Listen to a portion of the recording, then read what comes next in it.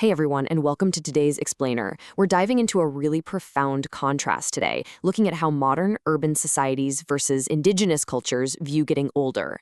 To really ground this, we're going to focus specifically on the indigenous people of the Pedra-Tina-Dera village in Floresta, Pernambuco, Brazil. It is a complete paradigm shift, and honestly, it's going to make you rethink how you view aging, society, and human value. So let's just get right into it.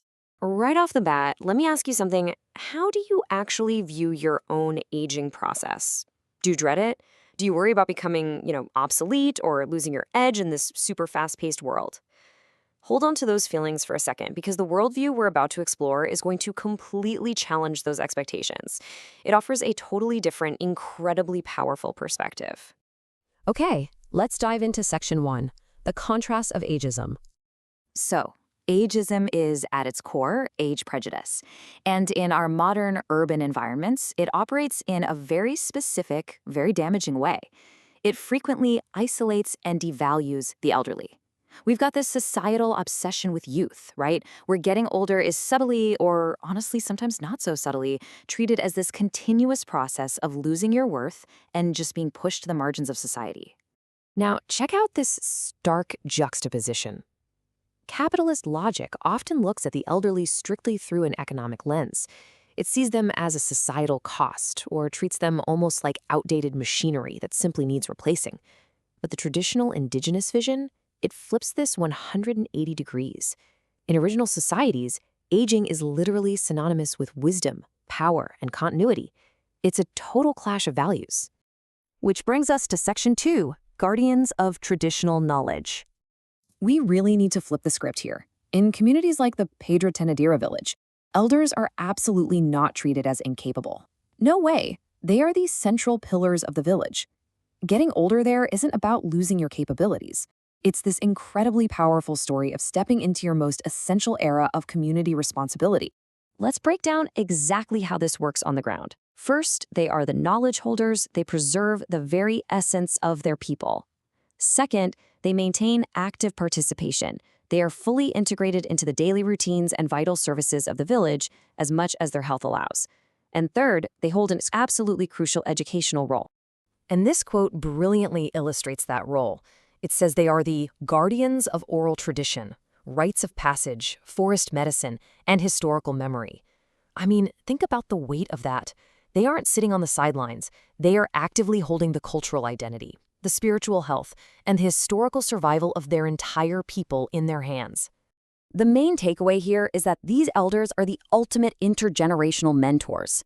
In these villages, you don't see those severe generational divides where the youth and the elderly just kind of exist in separate worlds. Instead, the elders are actively shaping the character of the new generations every single day. They're passing down life-saving and culture-saving knowledge directly to the youth. But things get complicated. Let's shift gears to Section 3, the external threat. You see, prejudice based on age really starts to heavily affect indigenous populations when they come into contact with non-indigenous society. What happens when this beautiful internal structure collides with the outside world?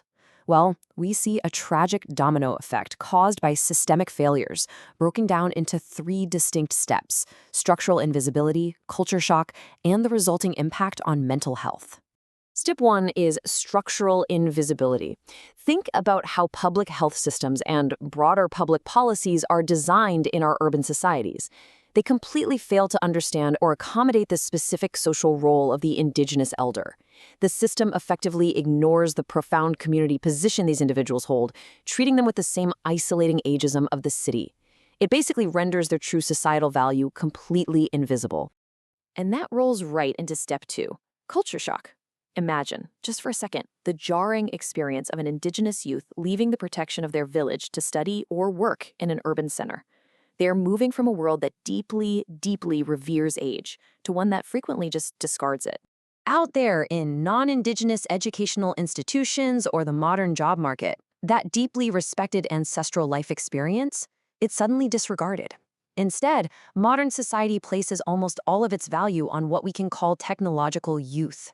It's an agonizing culture shock for indigenous youth to see the ancestral wisdom they've grown up revering suddenly treated as useless by the outside world. Which leads us directly to the 3rd step, and honestly, it's the most heartbreaking: the severe mental health consequences.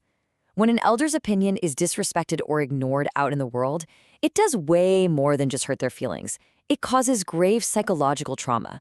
In fact, our sources emphasize that it actually breaks the very emotional equilibrium that sustains the entire Indigenous family and community structure. It literally destabilizes the village from the inside out. All right, let's bring it all together in our final segment. Section 4, Lessons for Society. This quote really hits the nail on the head. Keepability is not linked to age, but to life experiences and opportunities. That is the ultimate takeaway we absolutely must adopt. If we want to build a truly inclusive, integrated society, we have to relearn from original peoples, like the elders of Pedro Trinidera, that aging is not a process of losing who you are. So I'm going to leave you with this final, provocative question just hanging in the air. What if aging isn't a loss, but the greatest accumulation of knowledge in your entire life? Take a moment to really let that sink in and think about how it might reframe your own future. Thank you so much for joining me on this explainer today. Keep questioning, keep learning, and start seeing the wisdom that's right in front of you.